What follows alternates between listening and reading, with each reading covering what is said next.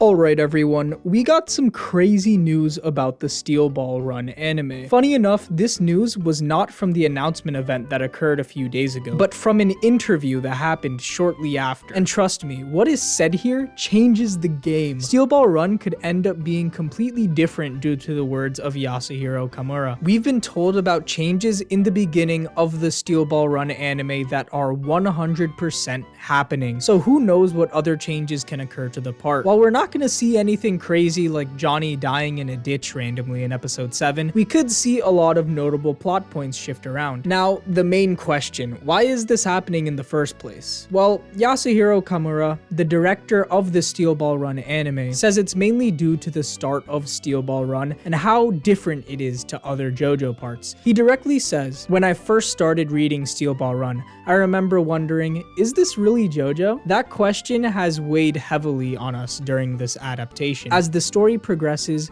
it does transition into the familiar JoJo style stand battles, but at the beginning, there's hardly any hint of that. It's clear that Araki sensei originally wanted to draw a race story. So I think from this quote, it's obvious to see that Steel Ball Run's strange nature at the start of the part is the driving force that's leading to these changes. For those who are unaware, Steel Ball Run wasn't advertised as part 7 of JoJo at the start of its serialization. It was merely just Steel Ball Run. There wasn't any mention of JoJo anywhere, and it did make a lot of sense. Remember how Stone Ocean ended? The whole universe kinda collapsed in on itself, and we got a new universe where the characters are much happier. And we didn't have to deal with the evil effects that the Joestars had to deal with in that universe. Yeah, after that occurrence, there was nothing in JoJo for a whole year, the longest gap between two JoJo parts at that time. And then Araki comes out of nowhere writing just Steel Ball Run in a completely new universe and setting, having nothing to do with the old characters. A lot of people thought that the story of JoJo's Bizarre Adventure was completed, and that Araki was moving on to a new story called Steel Ball Run. And while Steel Ball Run had character names similar to the original JoJo's Bizarre Adventure universe, it was pretty obvious that the story was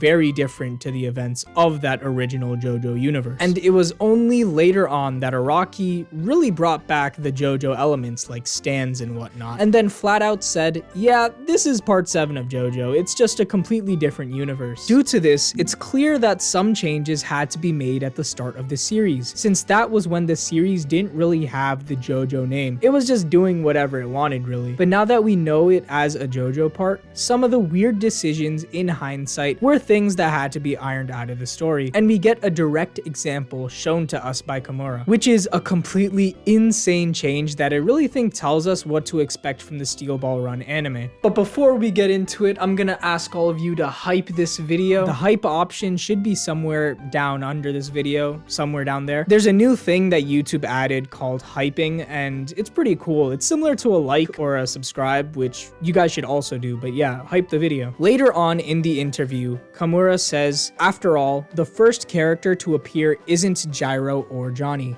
but Sandman. As a fan, just reading the manga, I didn't think twice about it. But approaching this as the newest JoJo anime season, we realized the early chapters would need restructuring. With this statement, we learned that chapter 1 of Steel Ball Run, with the starting scene with Sandman and his tribe, is either not appearing in the anime or will appear way later on. While it's not directly stated, it's pretty heavily implied that the first scene probably won't be Sandman's scene.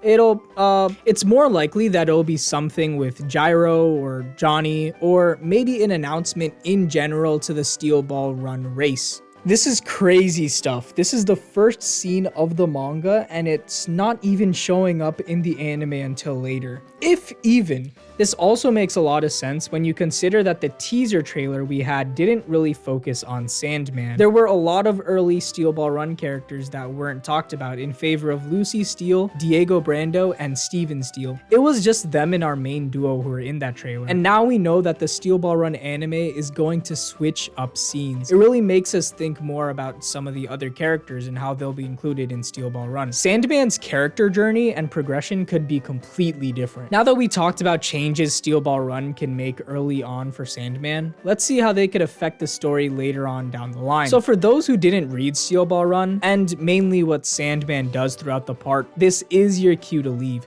since we're going to be getting into more spoilery territory now. But hey, make sure you like the video on your way out and all. But anyway, let's go back to Sandman. For those who read Steel Ball Run, you know the tragic fate of Sandman, or should I say, Soundman. Yeah, he kind of just does a whole 180 and it's pretty strange. But with the Steel Ball Run not showing the beginning, I think there's a high possibility that they remove this whole Soundman gimmick going on. Or they could just keep him as Soundman the entire time. Just felt like a strange switch up, so I hope the anime either takes back the changes or goes all in with the new name of Soundman, since there's really no reason to have this switch up. It really felt like Araki just had nothing to do with Sandman and his powers shown in the beginning, and so he did something completely different. But since this beginning frame with the sand and all of that could be removed, I think him just being known as Soundman the entire time would work best. Then you could have his flashback occur roughly when he's about to die, since it's a JoJo classic to get character background right before a character dies, and then in this background story, the characters can call him Soundman instead of Sandman. I really wish we could get a version of the Steel Ball Run anime that keeps this sand thing going on at the start of the part, since a sand-like stand ability would be really nice. You know, one that doesn't belong to a dog. But yeah, with Araki making the whole fight based off of sound instead of sand, if he had this sand ability going on the entire time, that whole fight would have to change. So it's really hard to see David Productions making a drastic change to that fight like that. Though I will say, having some sort of explanation for the sand thing would be nice, instead of having it be something implied within the story. But either way, there might be something big changing.